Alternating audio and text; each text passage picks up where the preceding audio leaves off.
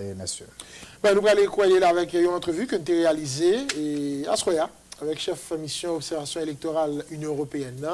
C'est Madame Elena et Valenciano qui a accepté de répondre aux questions internationales. Je parlais de mission 1, observation déjà faite par rapport surtout à la campagne électorale là et attention par rapport à l'opération vote demain dimanche 25 octobre là. On va vite suivre entrevue ça. Pour en faire un bilan assez positif de cette campagne électorale. Et en ce moment, c'est l'heure d'appeler à la participation. Donc, d'appeler au peuple haïtien à exprimer sa volonté politique dans les urnes, de façon démocratique et pacifique. Parfait. Là, maintenant, une présentation de votre mission. Vous avez combien d'observateurs sur le terrain? Sur le terrain, nous avons à peu près 80 observateurs. Et nous avons une équipe très solide, stable, composée d'une dizaine de personnes aussi.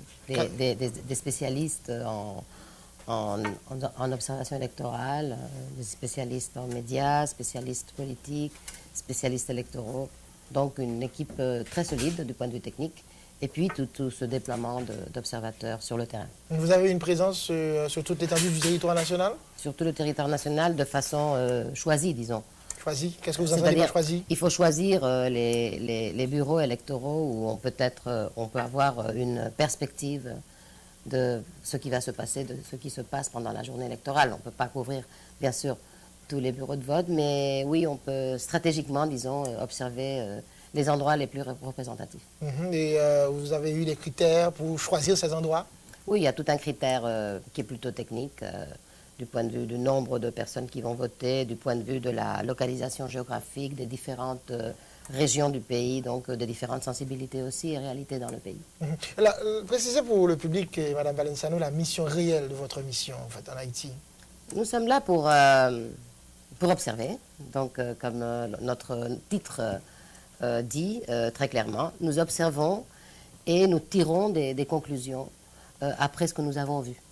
Nous sommes là depuis le mois de fin juin, donc on a participé à tout le processus, aussi aux élections législatives, et on restera ici si c'est nécessaire jusqu'au mois de décembre. Et on a étudié tout le processus et la façon dont les partis politiques font la campagne, mais aussi tous les éléments administratifs, techniques, logistiques.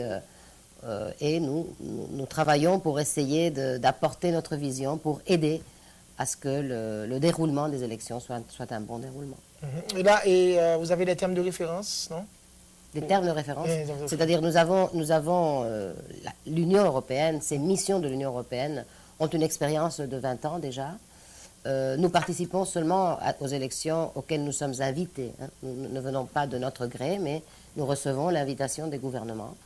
Et donc, nous avons, oui, disons un standard de travail assez prouvé, qui se base surtout à l'indépendance, la prudence, la non-ingérence. Et c'est ce que nous maintenons dans tous les pays où nous travaillons. Vous êtes ici depuis juin. Et jusqu'ici, qu'est-ce qui a retenu l'attention de la mission d'observation de l'Union européenne par rapport au processus électoral, bien entendu? Nous avons été très intéressés au déroulement, disons, des procédures pour les élections. Donc nous avons travaillé avec le CEP, nous avons travaillé avec les partis politiques, avec la société civile aussi. Maintenant, nous avons rencontré tous les candidats, presque tous les candidats au présidentiel. Nous avons travaillé avec les médias. Donc nous avons essayé de scruter de façon très, très approfondie chaque élément qui va faire possible ces élections démocratiques en Haïti. Alors, ce qui nous a peut-être plus préoccupés, disons, après le 9 août, ce sont les éléments de violence, les éléments d'insécurité, car s'il n'y a pas de sécurité, il n'y a pas la possibilité pour les citoyens d'exprimer librement leur option. Et donc nous avons été saisis par ces problèmes de logistique et de sécurité, mais aussi de violence telle quelle. Et nous espérons que demain, ce sera différent. J'ai l'impression que les Haïtiens et les Haïtiennes veulent vraiment avoir un processus propre, transparent et pacifique. Qu'est-ce que vous avez recommandé au CEP après la tenue du scrutin du 9 août? Nous avons parlé avec le CEP des problèmes d'infrastructure, des problèmes des mandataires des partis politiques, aussi des problèmes de formation des personnes qui doivent travailler dans les bureaux de vote, qui ont un travail très important et très difficile. Voilà, c'est surtout sur ces aspects, la publication des listes.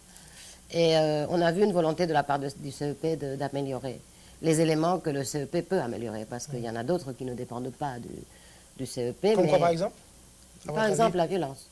Là, vous avez rencontré les autorités de la PNH? Oui, nous avons rencontré les autorités de la PNH et de la MINUSTAH aussi. Nous avons écouté surtout la grande préoccupation de la part de certains candidats et avant des partis politiques sur ce point-là. Alors j'ai l'impression qu'il y a une vraie conscience en ce moment qu'il faut absolument un processus pacifique. Et on plaide pour cela. Je crois qu'il est très important que demain tout le monde puisse aller voter tranquillement, sans avoir peur, sans avoir des incidents qui puissent conditionner finalement le résultat. Nous avons vu le 9 mai, le 9 août, pardon, on a dû fermer quelques bureaux de vote, on a dû annuler quelques votations. Il faudrait que demain tout le monde prenne conscience de l'importance des élections présidentielles. Au niveau de la mission, il n'y aura pas d'ingérence dans le processus, Mme Valenciano? Non, absolument pas. Ça, je vous dis ça tout à fait sûr. Il est impossible qu'il y ait de l'ingérence. Nous condamnons absolument l'ingérence. Est-ce que la mission est soumise à un code de conduite? Absolument. Un code de conduite très strict et très prouvé, comme je vous dis, parce que ça fait 20 ans qu'on observe des élections dans tout le monde. Un code de conduite basé sur quoi? Sur cette énorme responsabilité que nous avons comme représentants de l'Union européenne de se comporter de façon respectueuse, indépendante, neutrale et surtout non ingérente. Toutes les personnes qui participent au processus d'observation électorale de l'Union européenne doivent accomplir ce mandat et si quelqu'un ne le fait pas, il est absolument exclu.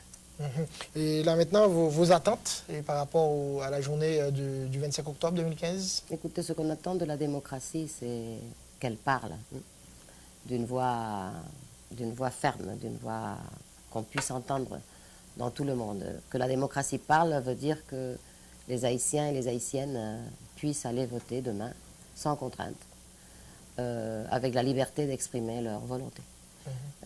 Donc on veut une démocratie sonore pour Haïti. Le budget de cette mission est évalué à combien? Environ 4 millions d'euros. Et c'est l'UE qui finance tout ça? Oui, c'est l'UE. Donc il faut aussi dire que, je ne sais pas si c'est très important pour vous, mais j'aimerais bien dire que l'Union européenne est tout à fait engagée dans ce processus de démocratie qui doit se consolider en Haïti. Donc c'est un effort des Européens finalement qui est fait pour essayer d'accompagner ces élections d'une façon efficace. Donc il y a des citoyens européens qui aussi attendent un bon résultat, donc un des résultats démocratiques et clairs des élections haïtiennes. Avant de refermer cette entrevue, Mme Valenciano a un message pour la population haïtienne à quelques heures des élections présidentielles. Le message est celui que j'ai essayé de réitérer. Allez voter. Exprimez vos souhaits, exprimez votre voix. C'est la seule façon d'avoir une démocratie dans ce pays, c'est écouter les citoyens.